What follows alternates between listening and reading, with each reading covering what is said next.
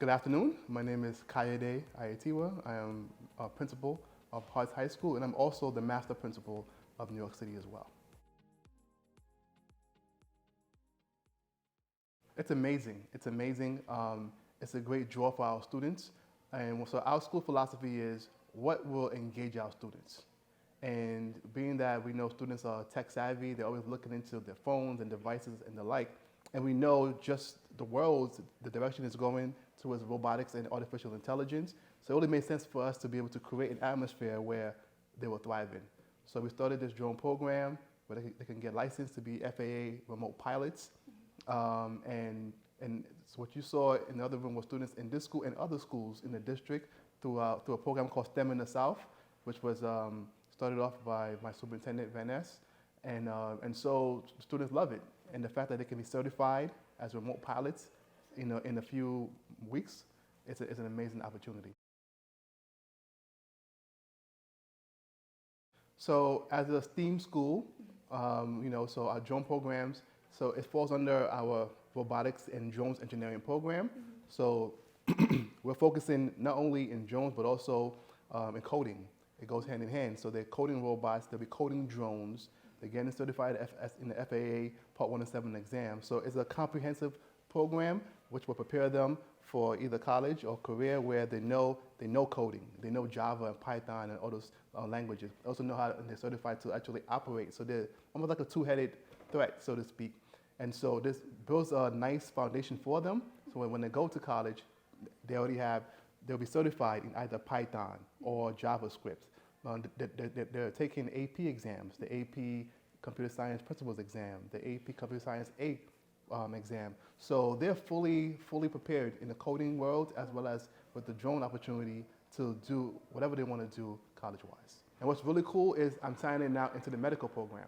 So I put the medical program downstairs, and they were watching how drones are being used to drop off AEDs to people in remote places, because driving there is too long. Strap the AED to the drone, find the location of the place, land it, and they can take off the AED and save the person. So we saw that actually in the medical class downstairs. So now we're going to look at tying that into use of drones in the medical field. So the branches of how we can really make this connect is very wide. We have partnerships with a few colleges and universities who now know what we're doing in our schools. So they're interested in being able to pick up our students right after.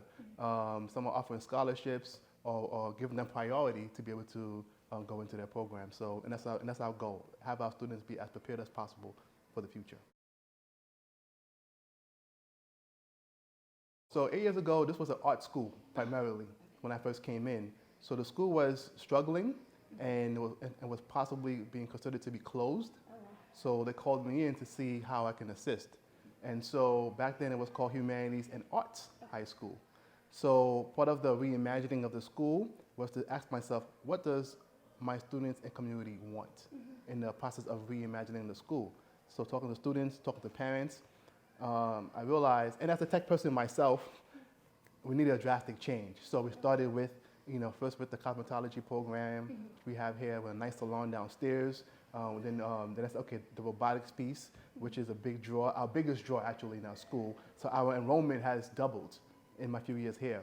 From 300 students and change, now we're at 600, and next year we'll be at 700 students. So wow. It's a sharp increase because of these opportunities. Doing the research about it, I realized, wow, it's fun.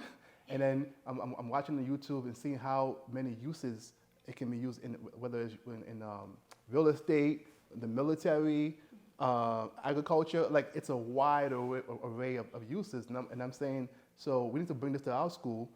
It's exciting just being able to operate machines, because even the regular robots was exciting. Imagine flying this, and then it's so cool when you can connect it to your cell phone and then operate it like a video game. And so I knew, so I was in automatically after seeing that. I was like, I can operate with my phone? This is amazing. And I said, so if I love it, the kids are definitely going to eat it up. And that's what it is. So we decided to call it robotics and drone engineering. So I added a drone piece later to it when I saw how exciting and captivating it was. And there weren't that many schools in the city doing drones, period, throughout New York City, and we're the largest school system in America. So I said, this drone piece, one, I know is going to draw students here, and that's exactly what it did. And so I made sure I allocated a lot of my funding to finding what other drone companies out there so we can buy this in bulk. So we have different kinds of drones, from the little small class size one to the higher level, you know, few $4,000, $5,000, $6,000 drones. We have the whole gamut in our school. So, and we're at the beginning phase of it. So I look to increase this, hiring more staff who are experienced in teaching drones. This company that we're using now is a drone company, Drone Cadets. So that's one. And so I've been reaching out to a few tech companies. I'm going to a tech event next week, as a matter of fact. There'll be a number of vendors in various tech fields. And I'm going to pitch to them, hey, I have a drone program in my school. How can we connect? How can we leverage you to perhaps hire my students once they get certified, so they'll be a direct, you know, school to work medium for our students. So next week I look to do that, to build that. So then that will also draw parents, like, and they say, hey, I can get your child drone certified and get a job. You can't beat that.